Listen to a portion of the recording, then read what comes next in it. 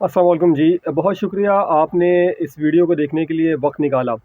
नाराज़गी की किसी के साथ कोई बात नहीं है, चाहे वो दोस्त हों पीटीआई के या वो नून लीग के मतवाले हों या वो किसी भी सियासी जमात से उनका ताल्लुक हो। मामला है कानूनी और केस का फ़ैसला आपके सामने जो है वो आया है, लेकिन इसको आप फ़ैसला नहीं कह सकते बल्कि ये वो मामलात हैं जो कि खोल के रख दिए गए हैं, जिसको आप कह लें कि शायद पर्दे जुर्म आयद की गई है, क्योंकि ये रेफ़रेंस अब जाने वाला है मातहत अदालत के अंदर। क्योंकि मामला इस्लामाबाद से है तो फिर ये दो ऑप्शंस यहाँ पर हमारे पास आ गए हैं, या तो सुप्रीम कोर्ट ऑफ पाकिस्तान या फिर इस्लामाबाद हाई कोर्ट।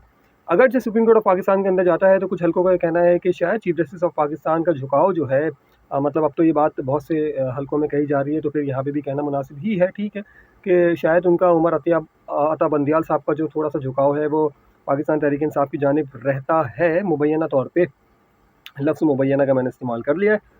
तो देखते हैं कि मामला कहाँ जाता है। लेकिन ज़रूरी इस वक्त ये है कि आपको वो 17 नुकात बताए जाएँ कि जो फ़ैसले के अंदर लिखे हैं, क्योंकि अमूमी तौर पे जो है वो जब फ़ैसला आया तो देखिए जी, कोई पाबंदी नहीं लगी पीटीआई पे, कोई बल्ले का निशान वापस नहीं गया और कोई रकम जो है वो ज़ब्त होने की बात नहीं हुई, और सिर्फ शोकास हुई। और फिर जो है वो पीटीआई के जो सपोर्टर थे और कारकुनान तो बड़े खुश थे।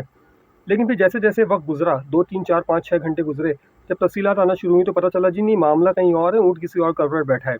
और जब ये सुप्रीम कोर्ट जाएगा और इसके लिए अगर 5 रुकनी बेंच बन गया, तो ये मामला आसान नहीं होगा। अब वो 17 नुकात मैं आपको बताने जा रहा हूँ, ज़रा सुनिएगा कि क्या-क्या चीज़ें प्रूफ़ हुई हैं इलेक्शन कमीशन ऑफ पाकिस्तान के अंदर, बकौल फ़ैसला इलेक्शन कमीशन ऑफ पाकिस्तान, ठीक है? अच्छा, साबित ये हुआ है, पहली बात तो ये है कि ममनुआ फ़ंड, लफ्ज़ ममनुआ का इस्तेमाल हुआ है, यानी कि फ़ंडिंग हो भी सकती है और नहीं भी हो सकती है, लेकिन ममनुआ फ़ंडिंग। अब ये ममनुआ फ़ंडिंग क्या है, तो 17 नुकात में से 3-4 नुकात इस पे आपको वाज़ेह कर देंगे। अब ज़रा गौर से सुनिएगा कि 1-2 नहीं बल्कि 13 अकाउंट्स पीटीआई के जो हैं वो ममनुआ फ़ंडिंग के लिए इस्तेमाल हुए हैं। 13 अकाउंट्स, ठीक है? अच्छा, अमरीका और ऑस्ट्रेलिया और इसके अलावा एक और मुल्क यूएई। यूएई से भी जो फ़ंड आया ना, वहाँ पर भी एक बड़ा ज़बरदस्त कानूनी नुक्ता जो है वो पीटीआई के ऊपर आ गया है, और इसके लिए पीटीआई को निकलने में ज़रा सी मुश्किलात सामने आ सकती है, क्योंकि सऊदी अरब से जो है वो ताल्लुकात वैसे भी ख़राब हुए थे आखिरी वक्त में पीटीआई हुकूमत के। अब ये यूएई का क्या मामला है मैं आपको बताता हूँ। तो अमेरिका, ऑस्ट्रेलिया और यूएई से एहतियात लिए गए थे, या एहतियात लिए गए थे, ठीक है? पीटीआई ने इस अकाउंट के बारे में बताने में जो है वो जो भी 2-2 साल बाद जो भी लेटर जाते थे वो बकौल इलेक्शन कमीशन के गलत बयानी से काम लिया गया। आइन के मुताबिक अकाउंट्स छुपाना गैर कानूनी अमल था, ठीक है? अच्छा, पीटीआई ने 34 गैर मुल्कियों और 351 कारोबारी इदारों और कंपनियों से जो है वो फंड्स लिए। 34 गैर मुल्की कंपनियों, अच्छा इस कंपनियों में जो है ना वो 2 बड़े नाम हैं, मैं आपको भी बता रहा हूँ। पीटीआई ने आरिफ नकवी की कंपनी वुडन क्रिकेट से ममनुआ फंडिंग ली। अब ये जो वुडन क्रिकेट का मामला है ना, ये मामला ये रहा कि बरतानिया में और यूएई में कुछ डोमेस्टिक मैचेस करवाए गए। उन मैचेस के लिए जो है वो उन मैचेस में जो लोग आते थे और जो वहाँ पे टीम्स की ख़रीदारी के मामलात होते थे, उसमें कुछ लोगों ने बड़े इल्ज़ामात भी लगाए कि जी वहाँ पे जो है वो अ, ममनुआ महफ़िलें हुईं, और वहाँ पे जो है पाकिस्तानियों की गुर्बत को दिखा के कि ये बड़ी गरीब कौम है और यहाँ पे जो है अस्पताल बनाने हैं, लोगों को दवाइयाँ देनी हैं और बड़े मसाइल हैं, बच्चों की तालीम के मसले हैं, तो हमें जो है वो रकम की ज़रूरत है। तो वो बहुत बड़ी रकम वहाँ से ली गई, और वो सारी रकम जो है वो ना खैरात खैरात जो ली गई, वो खैरात जो है वो पाकिस्तानी गरीबों में तक़सीम होने के बजाय वो गई उन 13 अकाउंट्स में, ठीक है? उन 13 अकाउंट्स में, जो पहला मैंने आपको नुक्ता बताया था। अच्छा, इसमें आरिफ नकवी साहब जो हैं, जो आप जिनको के इलेक्ट्रिक के मालिक के तौर पे जानते हैं, अबराज ग्रुप, ये उन्हीं की कंपनी थी जिसका नाम था वुडन क्रिकेट, जहाँ से ममनुआ फंडिंग हुई। अच्छा, आरिफ नकवी की कंपनी से फंडिंग कितनी हुई, ये एक बड़ा अहम सवाल है। फिगर मैं आपको दे देता हूँ जो इलेक्शन कमीशन ऑफ पाकिस्तान के फैसले में, क्योंकि लाजिम बात है सबका लिए वो पूरा फैसला पढ़ना थोड़ा सा मुश्किल हो जाएगा। सर वो है 21,21,500 अमरीकी डॉलर।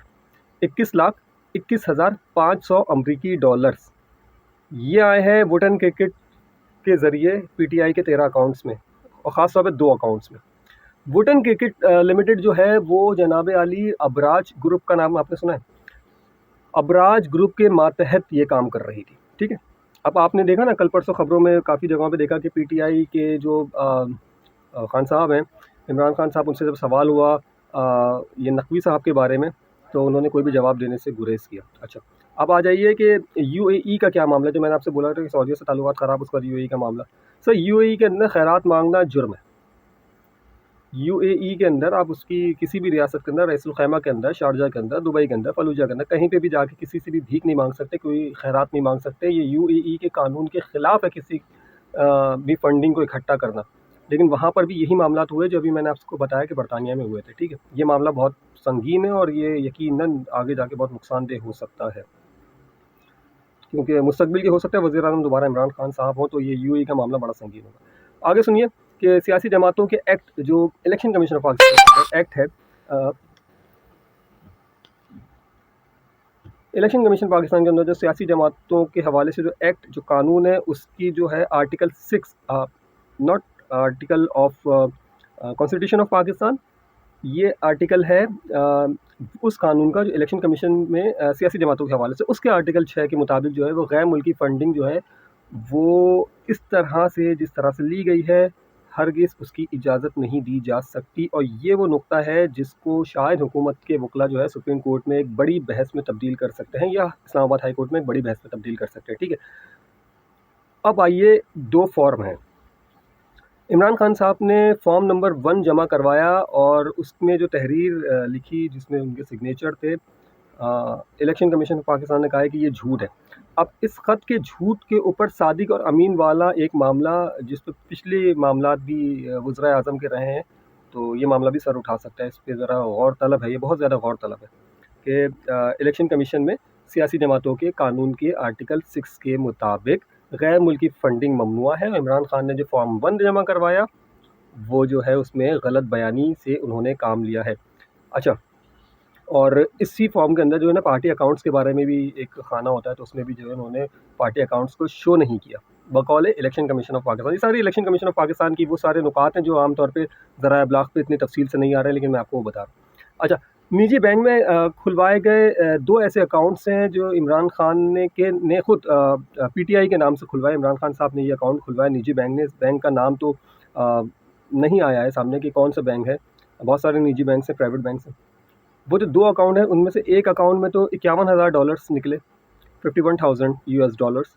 लेकिन दूसरा अकाउंट है निजी बैंक का, सर 8 करोड़ से ज़ायद अमरीकी डॉलर्स, 8 करोड़ से ज़ायद अमरीकी डॉलर्स एक प्राइवेट बैंक में पाकिस्तान के, जो खान साहब ने बकौल इलेक्शन कमीशन ऑफ पाकिस्तान, बकौल इलेक्शन कमीशन ऑफ पाकिस्तान, जो पीटीआई के नाम पे खुलवाया। ठीक है, अच्छा, फ़ंड रेजिंग के लिए इजाज़त दरकार होती है यूएई में, ये मैंने मामला आपको बता दिया। तो उसके बाद जो है वो मामला कहाँ जाता है ये आपको आने वाला वक्त बताएगा, इस्लामाबाद हाई कोर्ट में या सुप्रीम कोर्ट ऑफ पाकिस्तान में, जब इसकी हियरिंग शुरू होगी।